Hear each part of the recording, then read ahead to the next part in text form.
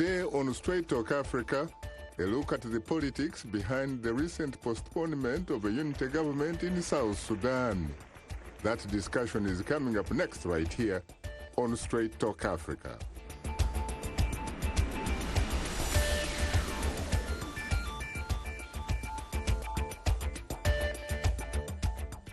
Hello, welcome to Straight Talk Africa, live from the Voice of America headquarters here in Washington. I am Shaka Ssali, and today we are discussing the political uncertainty in South Sudan. For the second time this year, the parties to South Sudan's peace agreement have failed to meet a critical deadline to form a unity government. However, they have agreed to a lengthy extension, and observers say meeting critical benchmarks could take months, if not years. My colleague Ayen Deng Bior has more. The latest attempt to form South Sudan's unity government is being delayed by at least 100 days. Political observers say increased dialogue and meetings between President Salva Kiir and Chief Opposition Leader Riek Machar could help move the process forward. They need to sit down, develop a roadmap. That's what Civil Society Forum has called on. You can call it a retreat, a roadmap, but they need to sit down together continuously. It cannot be a one-off meeting for a day or two. They need to sit down continuously, draft the roadmap for how they are going to get to the actual new transitional government of national unity and start working together on making those events happen. International pressure is mounting due to the second missed deadline this year. The United States, who threatened sanctions if South Sudan failed to meet the deadline, summoned its ambassador to Washington this week for consultations, announcing an intention to reevaluate U.S. relations with South Sudan. For its part, the South Sudanese government is pledging $100 million to fund the peace agreement. The reconstituted Joint Monitoring and Evaluation Commission says there has been some progress in the implementation of the peace agreement. Stephen Ola says 32 out of 63 critical tasks have been completed, with others ongoing or pending, including critical security arrangements, which he says, if done correctly, could prevent a return to conflict. And that is why I think what we as the monitoring body have insisted is that you need a very firm foundation upon which the RT is established. And that foundation includes agreeing on some of the critical outstanding issues. The necessary unified forces, the number and boundaries of states. Certainly, we have had the experience of agreeing on a temporary arrangement, leaving out the bigger requirement in 2016. And the result was not very good because sometimes political disagreement in Juba tends to permeate the security forces who would only read the lips of their politicians. The additional 100 days was brokered in Entebbe, Uganda earlier this month in an effort to give the parties more time to resolve these issues. But researcher Madhav Joshi says South Sudan is trying to accomplish in a matter of months what took other countries years to finish.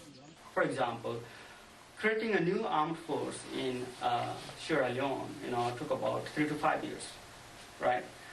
Even just, for the demobilization of combatants in the Colombian peace process took at least a year to accomplish that. They are still in the reintegration process. It is, they negotiated their peace accord in 2016 December. We are already in 3 years. As the new deadline looms, South Sudanese civilians remain in uncertainty. The country has produced over 2.3 million refugees, while more than half of the South Sudanese people are severely food insecure. Ayen Deng Bior, VOA News, Washington. Thanks, Ayen, for that report. Joining us today in Washington are two distinguished guests. Phillip Jada Natana, Ambassador of South Sudan to the United States. Ayen Deng Bior, Washington-based reporter for VOA's South Sudan in Focus. From Nebraska, live via Skype, we are joined by Stephen Kuol, Chairman of the National Committee of Foreign Relations of the South Sudan's People's Liberation Movement in opposition And last but not least, from Boston, we are joined by Sarah Cleto Rial, founder and executive director of Global Partnership for Peace in South Sudan. I have to say that, ladies and gentlemen, I am profoundly honored and exceedingly humbled to have the opportunity to host the four of you on Straight Talk Africa. Thank you, Shaka. Thank you. You're most welcome. Thank you. Let me come back to you immediately, Ayen. First of all, how are you? I'm doing great. Thank you for having me, Shaka. It's a pleasure, of course, to have you again on Straight Talk Africa after a very long time.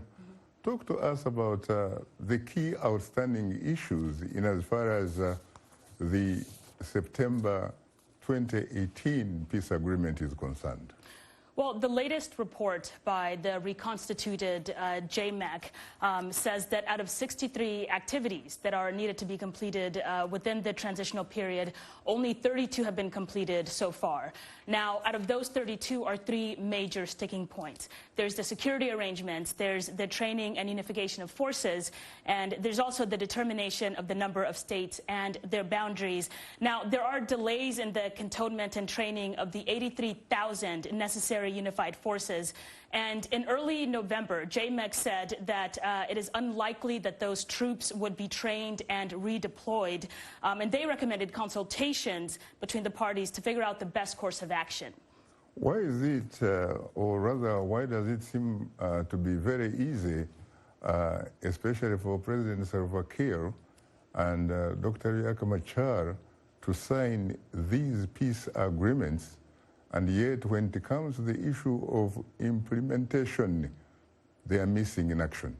Well, I think that there's a lot of pressure for both President Kiir and Riek Machar to sign these peace agreements, both from the regional community and the international community. But actually implementing the peace agreement, as we have seen in recent months, is another issue. I just mentioned the 83,000 unified forces that were meant to be trained and redeployed, you know, by the first deadline and now the second deadline that was missed in November. So really, it's the agreement in and of itself, I think, is ambitious, but there's also pressure to just get ink on the paper to get the, you know, the warring parties to sign the agreements. How do you respond, Ayen, to some pundits who say that when they look at the deal between President Salva Kiir and Dr. Riek Machar, that it sort of reminds them of a couple planning a marriage while concentrating on divorce? Well, I've heard that many times in speaking both with analysts as well as the South Sudanese people. The South Sudan has been in war for years. And still there is no clear sign of a solution to the agreement. I think this current agreement, there's a lot of hope that it will work out. But of course, as you said at the top of the show, there's still a lot of uncertainty. Tell us a little bit about the humanitarian situation. The humanitarian situation is still very precarious. There's over 7 million people who are in need in South Sudan, and that includes over 180,000 internally displaced people. You know, right now, when you think about the peace agreement and, you know, what is really at risk, I think it is the people of South Sudan. I was in Juba in September, and I heard from a lot of people who told me that they are unable to, you know, feed their children or to eat 3 times a day and to really have a life that is capable of dignity. And so when we think about who this conflict really impacts, it impacts the everyday people in South Sudan. As you know, Ayen, Uganda, if I remember correctly, probably holds the largest refugees from South Sudan. Is that correct? Yes, that is absolutely correct. And Uganda has played a major role in the South Sudan's peace agreement. In fact, it also played a major role in helping to liberate South Sudan, if I remember correctly. Yeah, and President Museveni is seen as a close supporter of President Salva Kiir. Now, of course, that has raised criticism that because he is pro-Salva Kiir, that he may not be an impartial mediator. I see. So if in fact that is the perception or the view of pundits and observers and what have you, why do they keep going to him to be the mediator? Why not some other leaders in the region? Well, Uganda is part of the region. And as I said before, South Sudan does have that close relationship with Uganda. But there are issues that Uganda has been interfering in South Sudan's affairs. If you'll remember, in January, Ugandan troops were accused of entering central Equatoria. Now, the Ugandan spokesperson for the military told the Associated Press that the troops were there to help a team of engineers who were fixing a road on the Kaya-Ye road. But, you know, this brought up a lot of speculations because this was a potential violation of the UN-backed arms embargo on South Sudan. But this also happened at a time where there was a lot of fighting in central Equatoria. But Uganda, you know, has been mediating in some parts because they are part of the region, and the region has really stepped up in the last year to try to find a solution to South Sudan's peace agreement. If you'll remember, both the Ethiopian and Eritrean leaders came to South Sudan to try to move the process forward. The Sudanese have also played a role, and this is all happening at a very critical time for the region. As you know, there's protests in Ethiopia, and of course there's a revolution there was a revolution in Sudan. So this makes it a very critical moment, not just for South Sudan, but for the region as well. Thank you very much, Ayen, for your insight. Let me come to you, Ambassador Natana. How are you? Thank you. Yeah, it's been quite some time since we last hosted you. So tell us, what is the situation from your vantage point? Why is it that it seems to be very easy to append signatures on peace agreements and what have you, but when it comes to the implementation, these two individuals can't deliver, or at least can't seem to deliver? Yeah. Well, thank you first, Shaka, for giving me this opportunity and for joining you again on Straight Talk Africa. And as we are discussing, we're having this discussion at a very critical time in the implementation of the peace agreement with the remainders of the 100 days that we have to implement the peace agreement. As you are aware, the government has been committed, and I think I stated that very clearly in our last interview, that we were committed to have the government in place on November the 12th. But unfortunately, there had to be a postponement, an extension by 100 days, because the main opposition leader, Dr. Riek Machar, did not agree for the formation. He asked for an extension. So we saw that in order for us not to go back to war, the government decided to compromise on this and agreed to the extension that was initiated by guarantors, that's Sudan and Uganda. And in that meeting in Entebbe, the government of South Sudan, the president agreed that we could have another extension for 100 days with very clear benchmarks of implementation. And we see that we really have to implement this agreement, and the government is formed after that 100 days extension so that we move ahead with the implementation of the other key issues.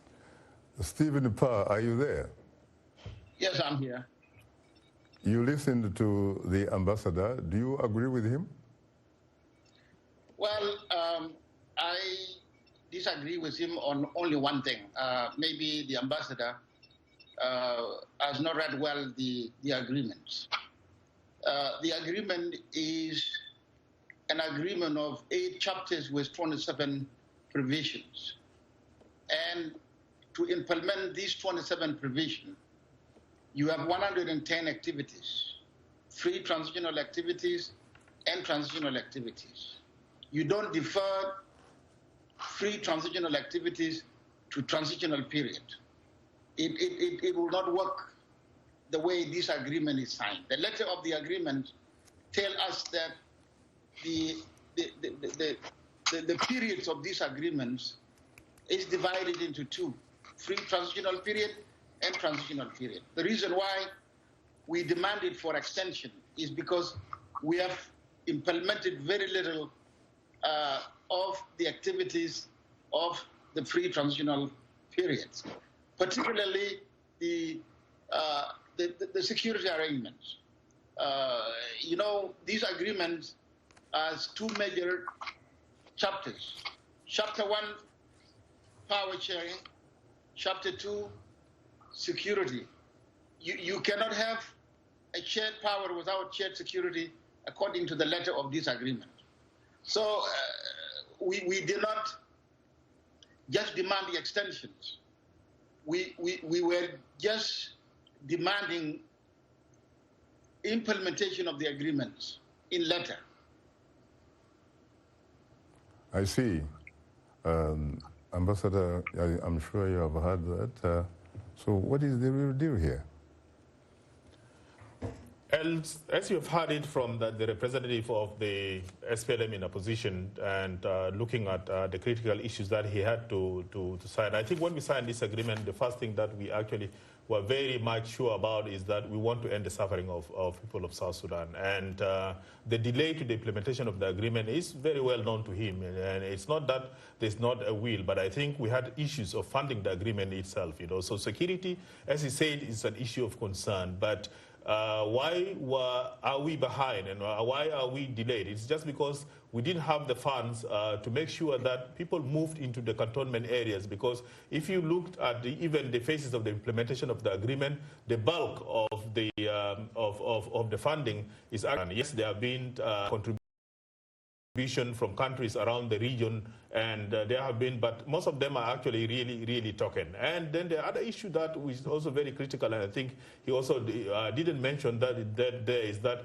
some of these claim big numbers of the forces of the opposition, which they claim are there, are not actually there, because most of these are really not professional soldiers as such, you know, who move from barrack to barracks, but most of these are like the White Army, who are just being concentrated in Kettle Crown. And the challenge that is still hidden, and people don't want to speak about that, is that, you know, some of these forces are not actually willing to move from their areas, their home areas, and move to these cantonment areas. So we actually have to be realistic that, yes, there is a need that we stick to the agreement, and we have to implement what we have signed into, but we have also to be very realistic that some of those challenges that we are facing are actually, you know, beyond what we can be able to do practically. I see. Sir, yes, can I respond to that? Yes, please. You know, the ambassador is contradicting himself here. First of all, he agreed that there is lack of resources. And the reason why our forces cannot stay in the cantonment is because in the cantonment you don't have the shelter, you don't have food, you don't have the necessity that you need for human life. It's not because our forces are not ready. Actually, most of our forces have moved to the cantonment side, but many of them have to leave this cantonment side because in the rainy season, you don't have shelters. Again, as he correctly put it, the resources should come from South Sudan. I think as a party, as SPLM-IO, we are ahead of the government. The registration that we have done, you can see that we have registered more soldiers than the government. So actually we are ahead of the government in the implementation of the agreement. The problem, yes, is the resources. We have the will, but we don't have the resources also. Our forces are ready to stay in the cantonment. But look at where we are now. First of all, you don't even have the training centers ready, because the activities that should take place in the cantonment and barracks are as follows. You need to do the screening, registrations, selections, then you send the selected forces to training centers for joint training and joint deployments. Even the government has not completed part of the processes. Again, because of lack of resources. And where should the resources come from? The international community has not come in. The government is telling you now that there is no money. So how can we really stay in the cantonment camp without the necessities for human lives. Sarah, are you there? Yes, I'm here. Thanks. What about you, from your vantage point? What do you think needs to be done, must be done, and is not being done at the moment so that the agreement can, in fact, be implemented? Yes. First of all, Shaka, I want to thank you so much for inviting me on this panel. It's really an honor also to be here with you and the other members on the panel. You're most welcome. Thank you. Mm-hmm. Yeah, as an activist and community leader, we are really concerned about this the agreement and being pushed and pushed several times. We believe that the agreement is in the hands of the or the implementation is in the hands of the government, and they are not implementing the important issues, especially in terms of the land or the boundaries of the states.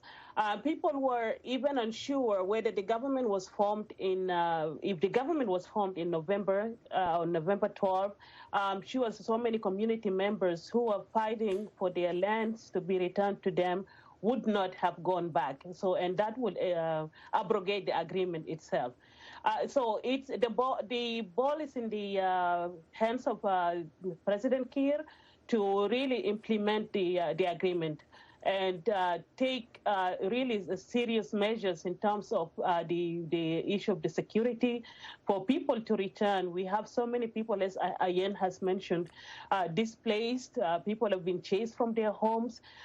For us, especially, I come from Western Bahra Ghazal, and our people has been affected, not even in 2013, even long before that, in 2012, where the government actually attacked civilians and people were killed in the daylight. Since that time, in December of 2012, the people of Western Bahra Ghazal are displaced, their lands are taken.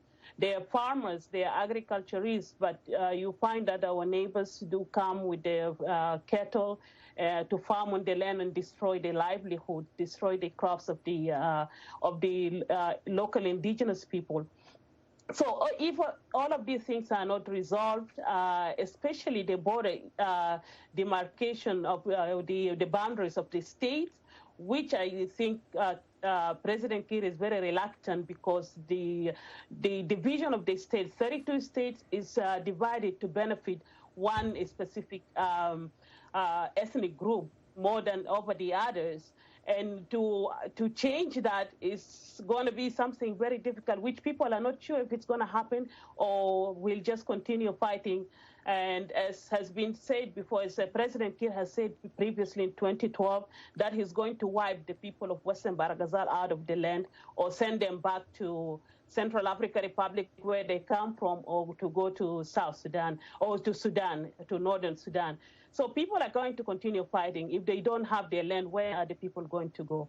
So people are hopeful, people are tired. They want the peace. They want to go back to their homelands.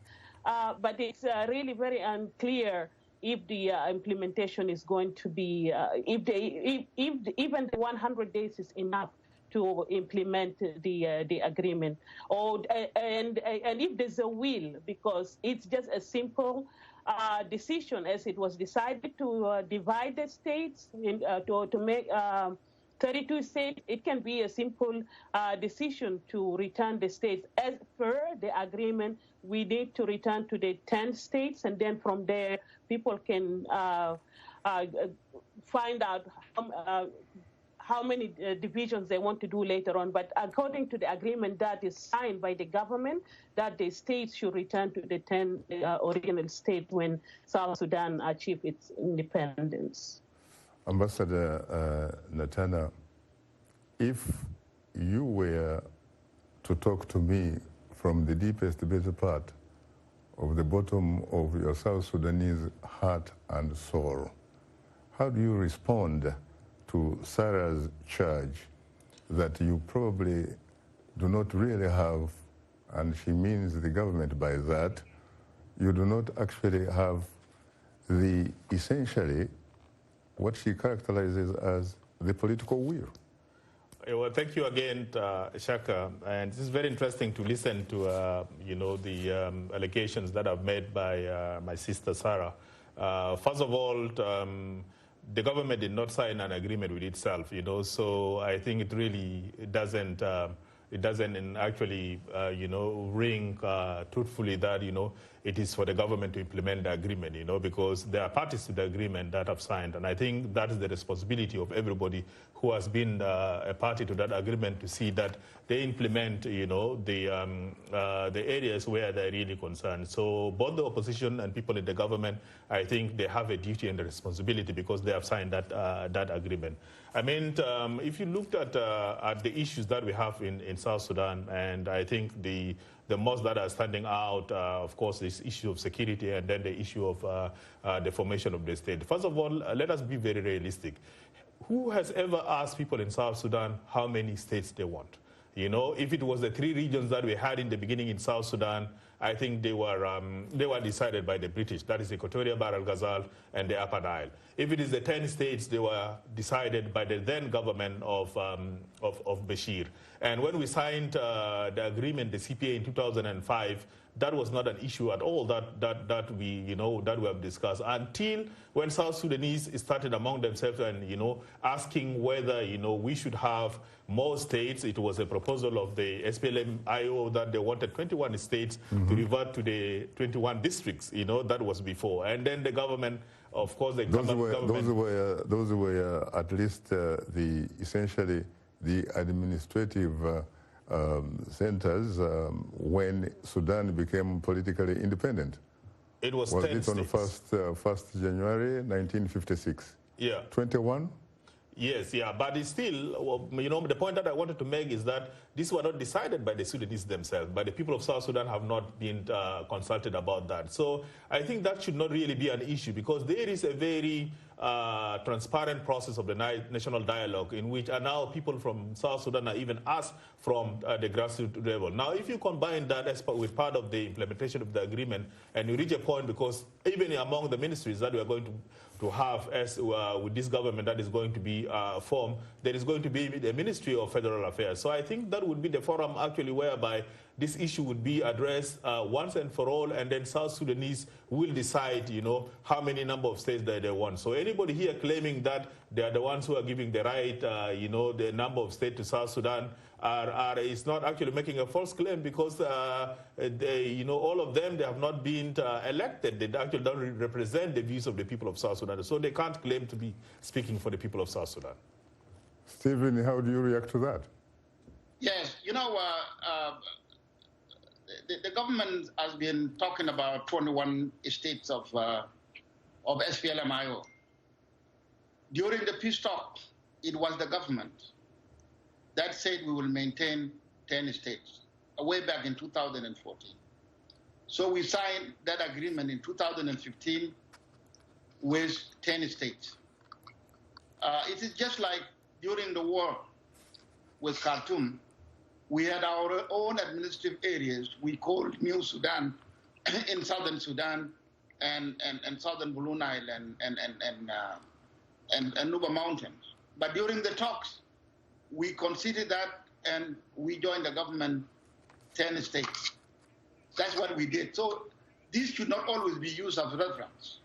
I agree with the ambassador that the people of South Sudan need to sit down and determine the number of states. Creation of a state should not be made by parties. It should be a legislative process done by a representative of the people. Today, legally speaking, we don't have a legitimate government. The government of the day is de facto.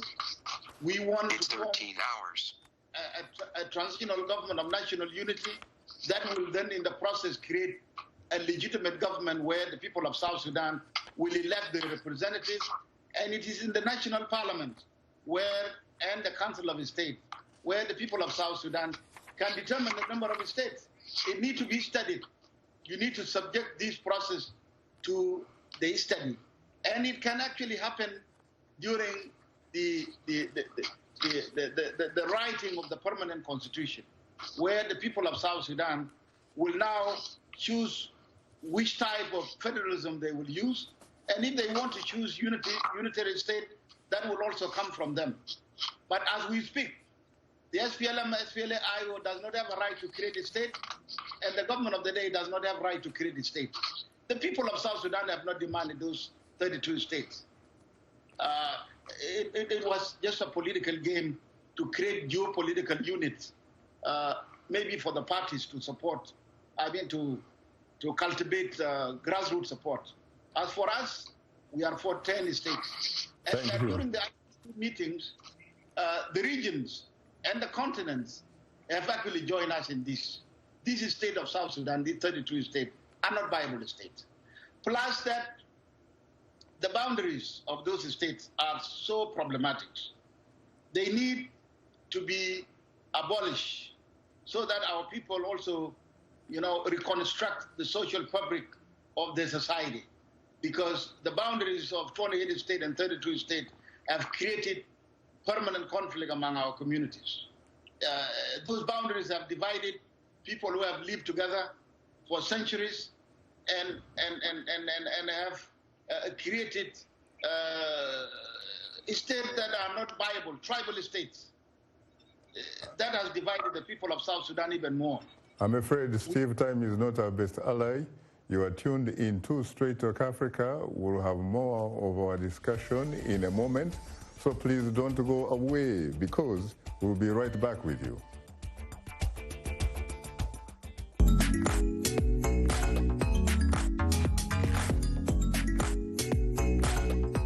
Voices, we're talking about the news and issues you're talking about, sharing stories of development and growth across Africa, around the world, and in our lives. Topics that inform, empower, and change the rules. It's time for Our Voices with me, Haiti Adams Fitzpatrick, and Hadiza Kiari, and Ayen Bior, and Orion Itangi Shaka. It's time for Our Voices. Today's youth are not just the next generation of African leaders, they are today's leaders. And this is the time to invest in them, today, not tomorrow. So let's connect, let's engage with each other on issues that will transform our societies. Innovation, leadership, entrepreneurship, things that you're doing to move the continent forward, to make you the greatest generation that Africa has known. It's Up Front every Wednesday, 17:30 UTC, right here on the Voice of America.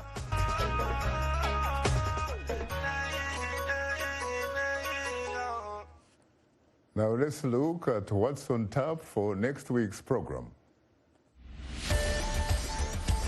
On the next Straight Talk Africa, empowering people with disabilities, providing care, education, and growth opportunities is part of the United Nations Sustainable Development Goals. The International Day for the Disabled Persons is commemorated on December 3rd. Disability on the continent, on the next Straight Talk Africa. And today we are talking about the failure of South Sudan to create a unity government. Our guests are Phillip, Jada, Natana, Ambassador of South Sudan to the United States, from Nebraska, live via Skype. We are joined by Stephen Kuol, Chairman of the National Committee of Foreign Relations of South Sudan People's Liberation Movement in opposition. And from Boston, we are joined by Sarah Cleto Rial, Founder and Executive Director of Global Partnership for Peace in South Sudan.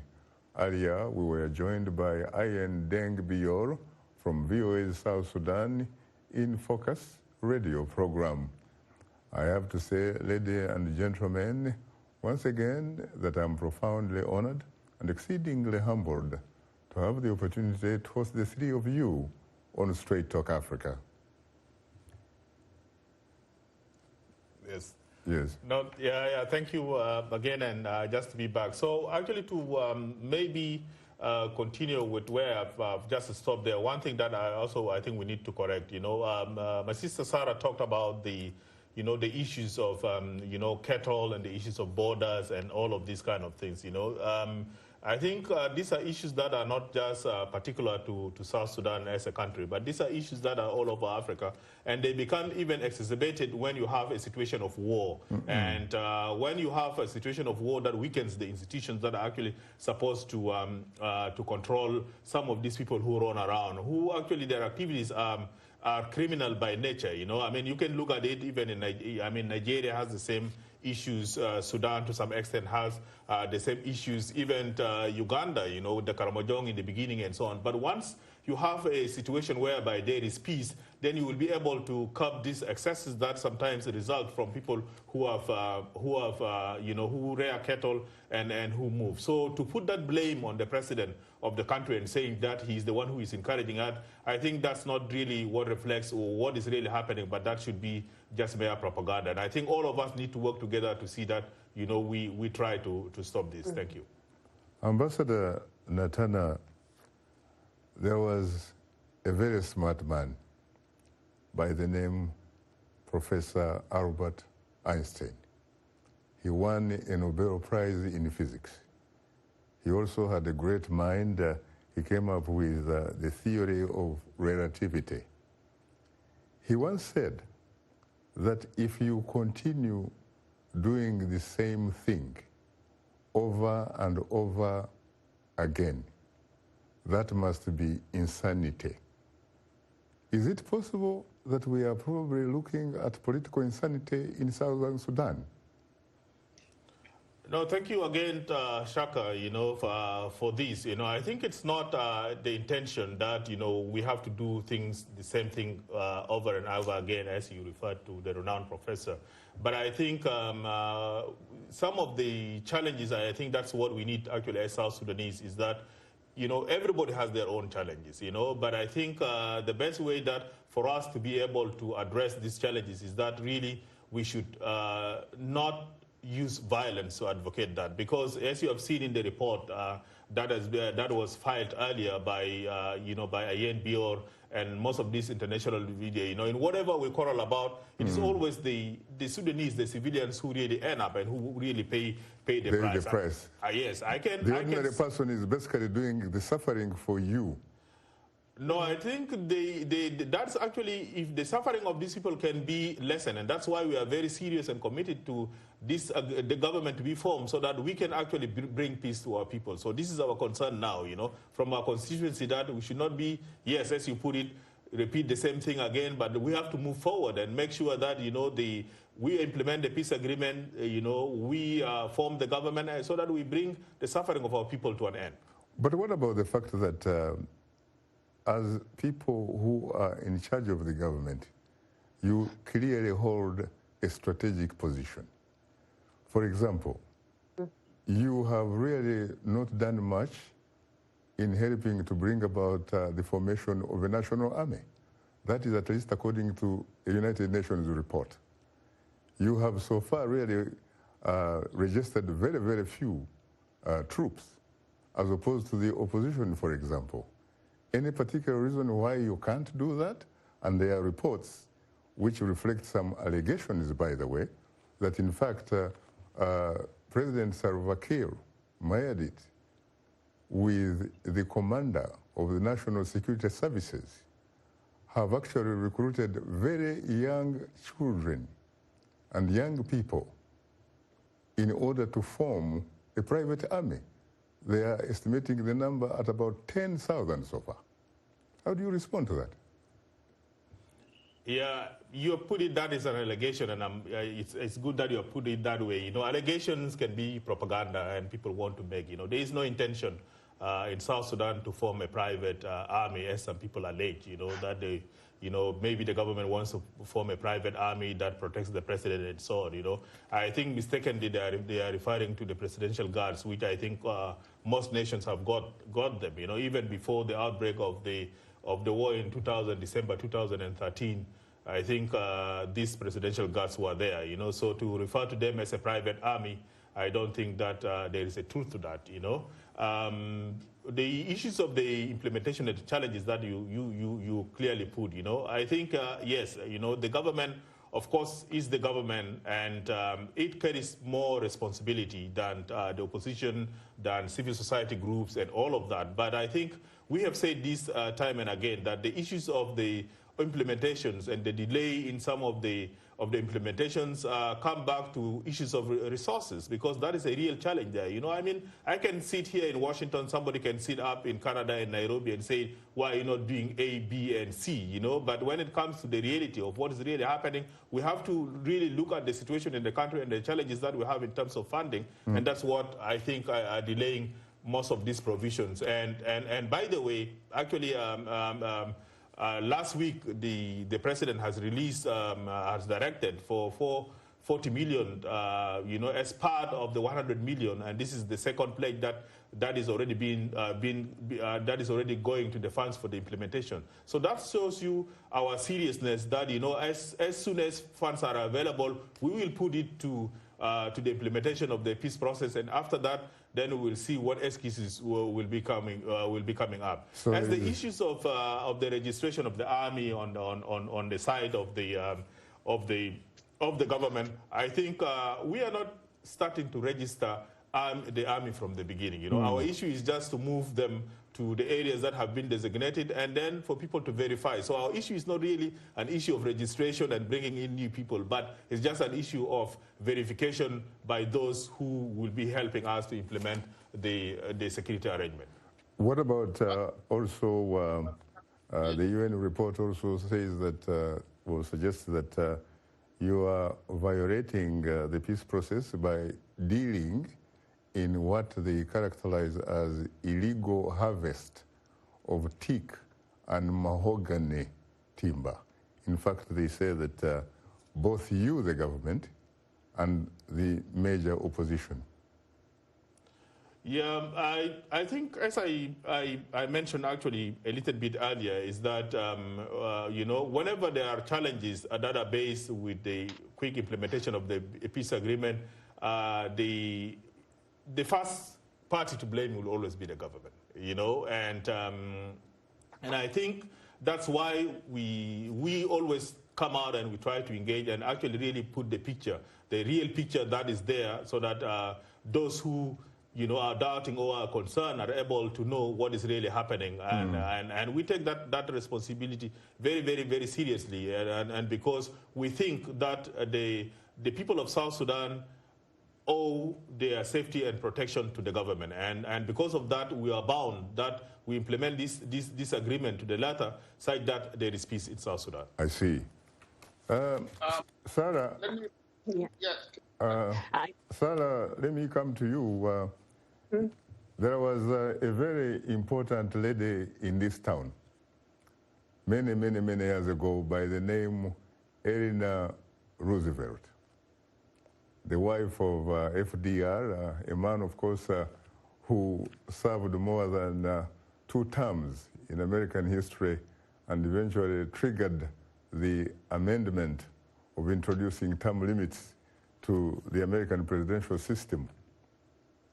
Eleanor Roosevelt has the distinction of having served as the longest first lady in U.S. history. She was a very, very smart lady and had opinions about a lot of different things. She's largely quoted by saying, for example, that great minds discuss issues.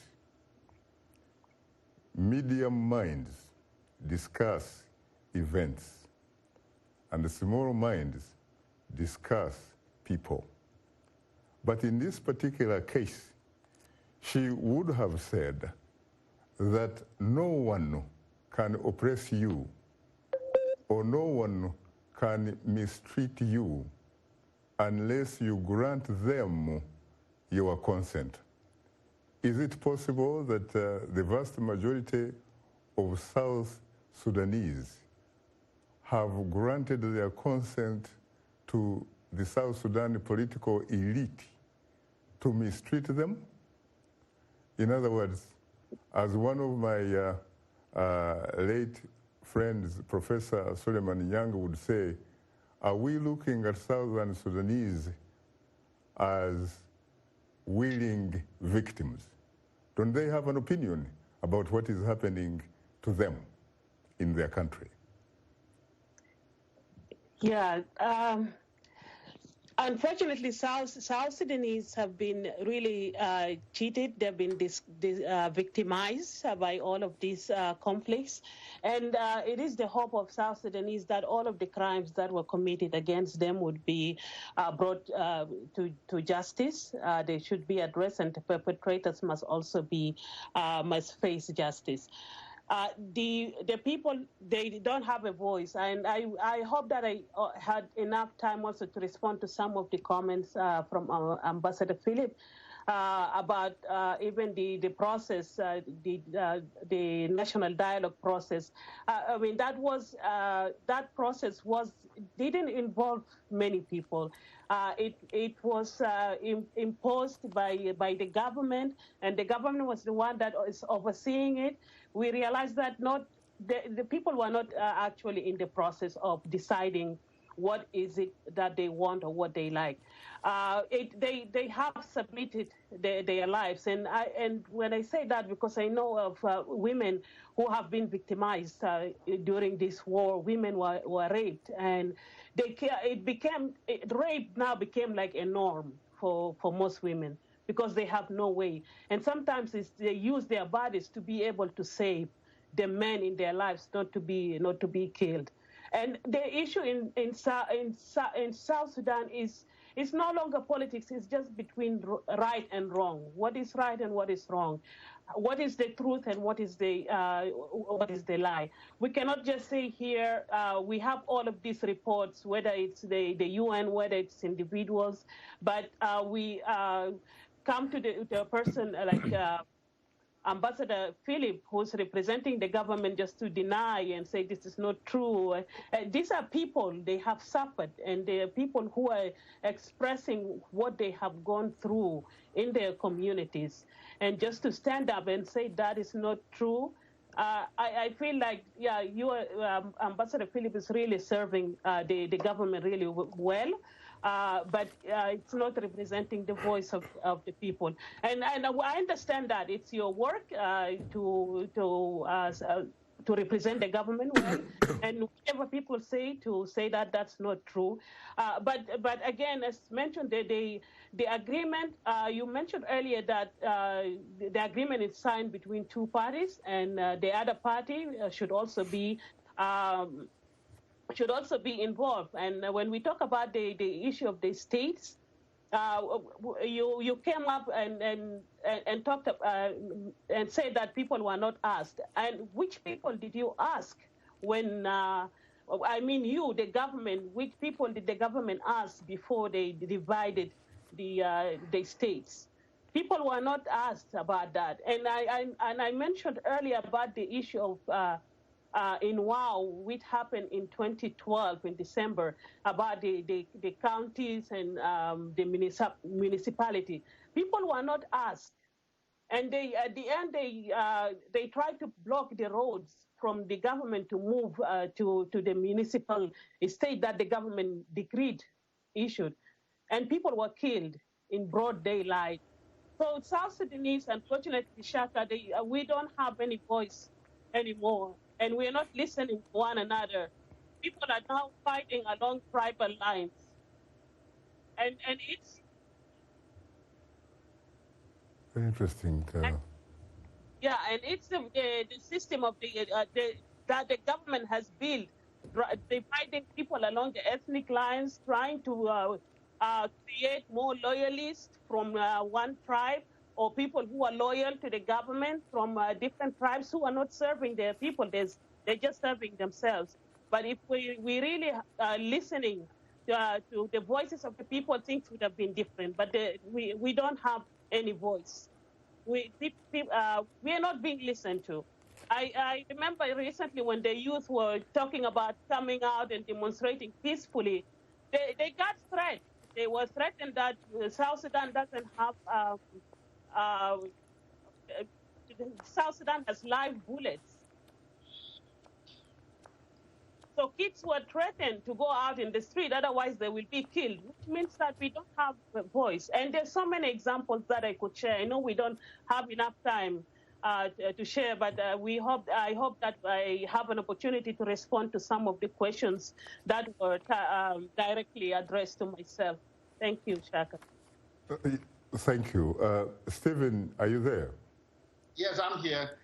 Shaka, I would like to just revisit your theory of Einstein, what you characterize as political insanity. Yes. I think what has been going on in South Sudan for the last 6 years is a political insanity. It needs to be fixed.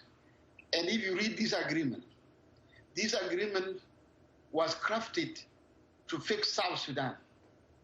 It gives the people of South Sudan a new national army, which is diverse, ethnically representative, the regionally representative of the diversities of the people of South Sudan. And it's set to create a disciplined, professional national army, which is non-partisan, an army that will not be used by a party to politically intimidate others. It has given the people of South Sudan opportunity to write their own constitutions, and it gives them a chance to elect their own leaders at the end of 36 months. It is a good agreement. We just need political will from all the parties.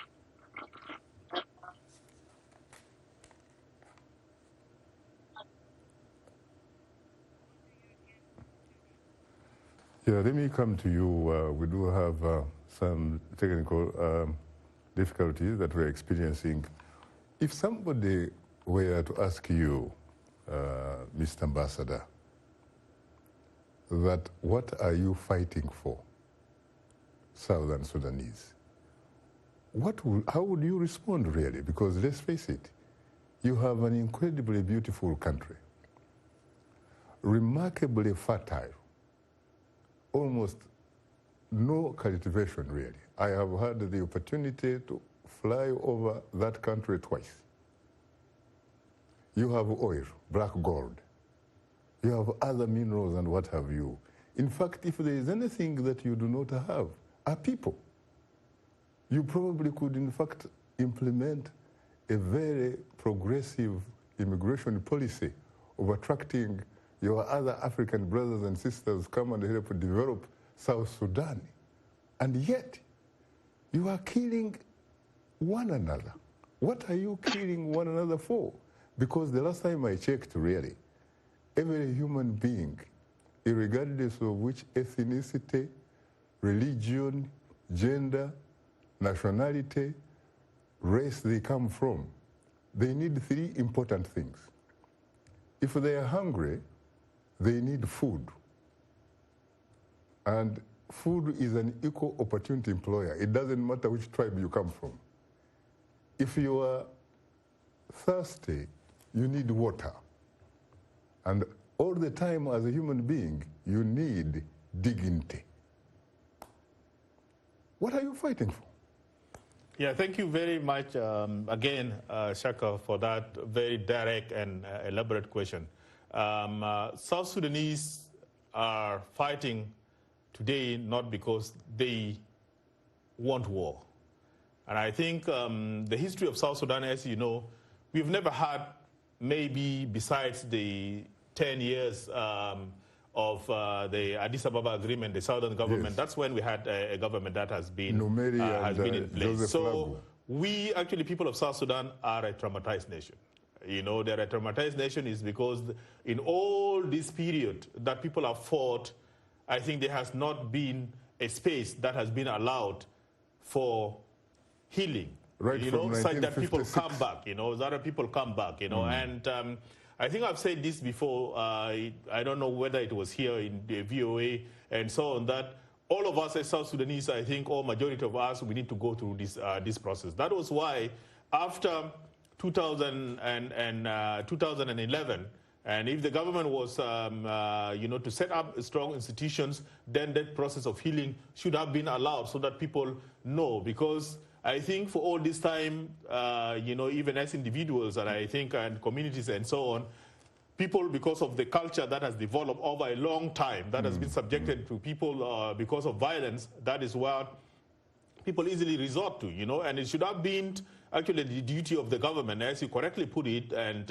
when we create very strong institution, is to go and try to stop this. Because if you see, even in other places, let's take it, for example, in Ethiopia, there is still this fighting of people between community and so on. But because at least their institutions of the government are firmly established, then they're able to go and address this by quelling the situation. So I think that is what is different for people in South Sudan. But I think it's not just that people of South Sudan just want to fight and they want to fight, I mean, in fighting, yes, even if some people claim that later on they're victorious and so on, but I think, the damages that are done by any fighting is actually more prominent than whatever little victory you can achieve for a while, and you make yourself feel happy. And for Ethiopia, if you don't mind, I think most reasonable people would agree that it has, at least for some time now, a progressive leadership. Shaka, can I register my agreement and build on what the ambassador has just said? Yes, please. Yes, I cannot agree more with the ambassador that our nation is traumatized. We need healing in that nation. But we need leadership to do it. There must be a turning point. This agreement has a provision for transitional justice, that has a provision for truth and reconciliation, healing, and accountability ultimately. Those of us who have committed war crimes must go and face justice in the Ivory Court for South Sudan, which is stipulated in that agreement. South Sudan needs healing now, and it needs leadership that talk with itself, that dialogues. We don't have a culture of dialogue in South Sudan. Each time we try to dialogue, we fight. This needs to end. This culture of war, the culture of the SPLM-SPLA, that dissent is rebellion. People do not just fight, and I agree with the ambassador. There is a tendency in Juba that those who fight just need to fight. No. What you need to create in South Sudan is an environment for dialogue, environment for healing, a political space to discuss politics civilly. We don't have that today. I see. Yeah. Sarah, the last question, and time happens not to be our best ally also. If you were to be asked whether you are better off today than you were 5 years ago, what would you say? Well, I am. Yeah, it is really difficult today. I will not say that I'm better off when I'm living in the United States, and I know that a lot of things that happen divided community. Okay, unfortunately, on that note, today's distinguished guests were Ambassador Phillip Jada, Natana, Stephen Kuol, Ayen Bior, and Sarah Cleto Rial. Thanks to our audience for tuning into Straight Talk Africa. In the meantime, get better, not bitter South Sudan, and please remember to keep the African hopes alive.